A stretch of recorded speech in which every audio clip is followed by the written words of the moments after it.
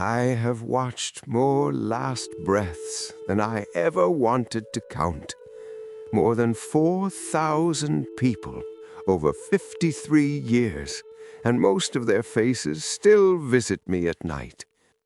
And the truth is heavier than you think, because many of them did not have to leave when they did. In several long-term aging surveys that started back in the 1970s, doctors noticed something unsettling. People weren't just dying from rare diseases or unlucky genes. A large number were fading earlier because of quiet, ordinary habits they repeated every single day. Nothing dramatic, nothing shocking, just patterns, small decisions stacking up over decades like dust in the corners of a room. I saw those same patterns long before the journals wrote about them. I saw them in trembling hands, in lab reports, in tired eyes sitting across from me in the exam room. I signed their death certificates. I held the wrists when the pulse slowed down. I sat with families in those quiet, unbearable rooms, and there was always a moment after the machines were turned off when I would think the same thought. This didn't have to happen this soon. Not because of fate, not because of bad luck, because of choices.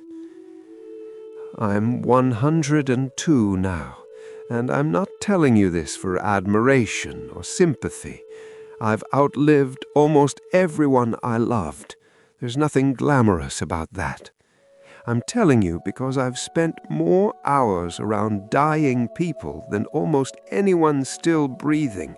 And after a while, you begin to see what separates the ones who reach 90 with dignity from the ones who disappear at 68 without warning. And if I'm honest, you're probably doing 2 or 3 of those harmful things already. Maybe this morning, maybe while listening to me right now. The first lesson I learned in all those years is simple, and most people still refuse to believe it. Stillness is more dangerous than indulgence. I don't mean rest. I mean long, motionless hours, day after day, year after year. I began noticing it around 1981.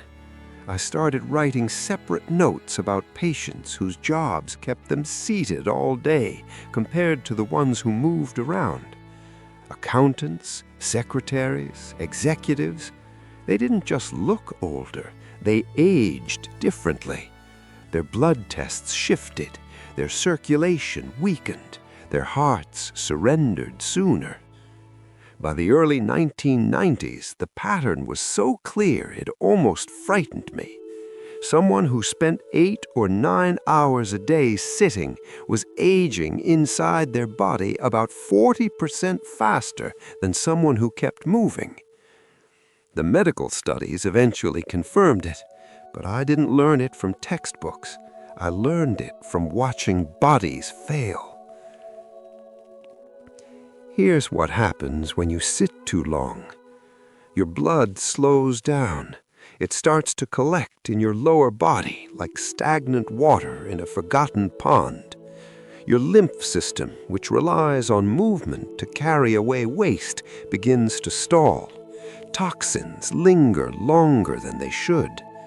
Muscle tissue starts shrinking within days of underuse, and after 60, that decline speeds up like a car rolling downhill. At 40, the body forgives you. At 70, it keeps score. I once treated a retired judge, very disciplined man. Every morning, without fail, he exercised for 45 minutes, stretching, light weights, a bit of cycling. He believed that protected him. But after that, he would sit, reading, watching television, 10, sometimes 11 hours in a chair. He died at 71. Stroke. All that morning effort undone by an afternoon of stillness. The body does not care about your good intentions. It responds to your total day, not your best hour. The solution is not heroic. It's almost embarrassingly simple.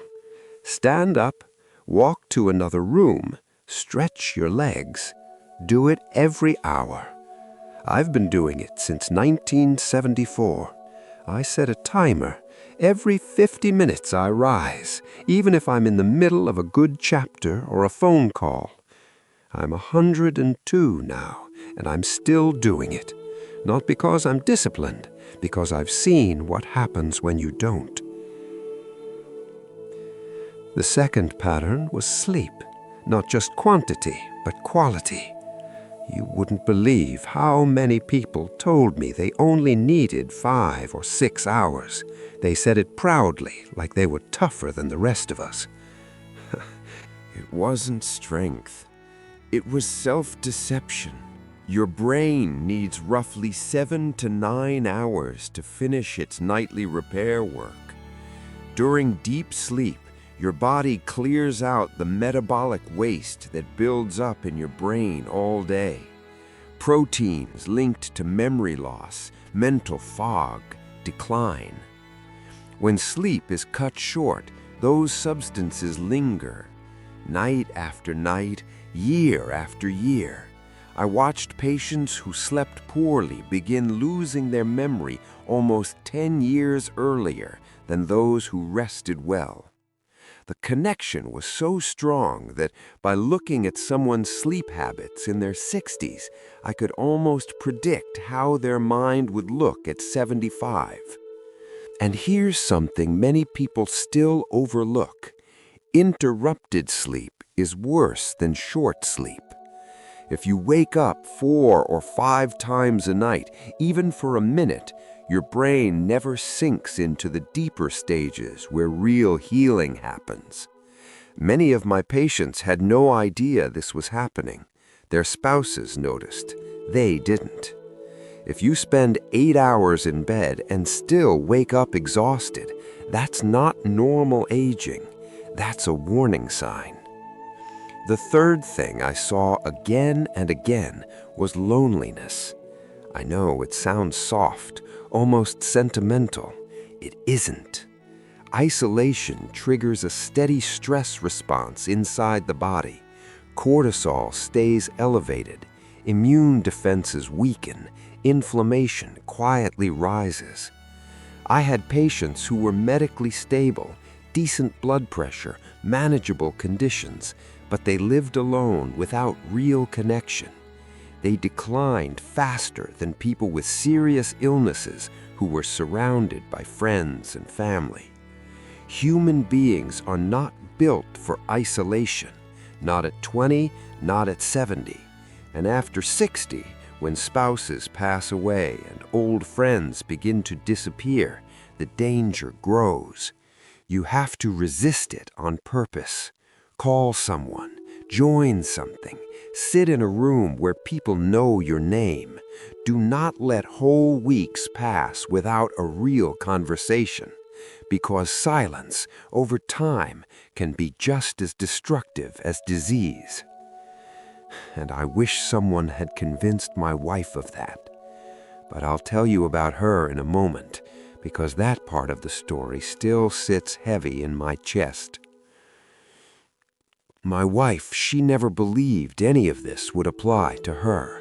She used to smile when I talked about habits and longevity, like I was worrying too much. We were married 61 years. That kind of time changes the way a person breathes. You start finishing each other's sentences, reaching for the same cup, waking up at the same minute without an alarm. But she lived the way she was raised, bread with every meal, sweet things in the afternoon, low-fat everything, because that was what the doctors told people back then. Her knees hurt, so she sat most of the day. Her sleep was light and broken, but she never wanted to see a specialist. And she worried constantly about the children, about the grandchildren, about bills that were already paid, about problems that didn't even exist yet. I would tell her, "You don't have to carry all of this." And she would just smile, like worry was part of her personality, something as natural as her eye color. She lived to 94. People hear that number and think it's a blessing, but numbers don't tell the whole story. I watched her fade for the last 15 years of her life. I watched her world shrink from long walks and dinner with friends to a chair by the window, from sharp conversations to quiet confusion, from independence to needing help just to stand.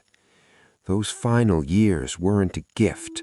They were a slow dimming of the light I had loved for 60 decades. She could have had another 10 years, good years, walking, laughing, traveling, teasing me about my old shoes. But she didn't change her habits, and the body, eventually, collects the bill. That's the fourth pattern I saw over and over again. Food. And this one still frustrates me, even now, because for decades my profession gave people advice that aged them faster. We told people to fear fat. We told them whole grains were always healthy. We told them fruit juice was a smart breakfast. And what did that create? A generation of older adults eating toast with jam, bowls of cereal, crackers, pasta, low-fat cookies, wondering why their blood sugar kept climbing. After 60, your metabolism isn't the same engine it was at 40. Your body becomes less sensitive to insulin. It struggles more with heavy carbohydrate loads. Foods that felt harmless at midlife and quietly inflame the body in old age. I noticed this shift in my own blood tests when I was 65. Nothing dramatic, just subtle changes. So I made adjustments. I cut down most processed carbohydrates. I added more healthy fats, more vegetables, more protein.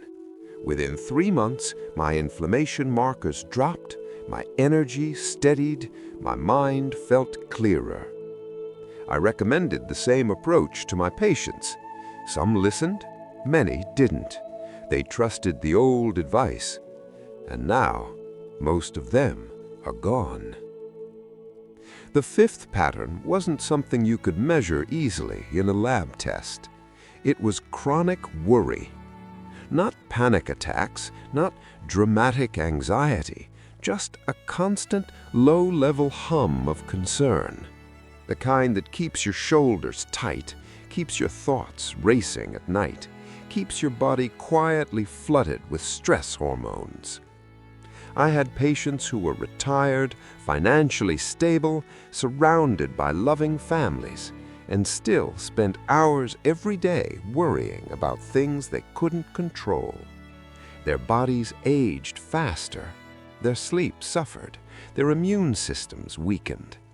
Letting go of what you can't control isn't just a nice philosophy. At a certain age, it becomes a survival skill. Now here I am, 102 years old. I live alone, I cook my own meals, I walk every day, even if it's slow.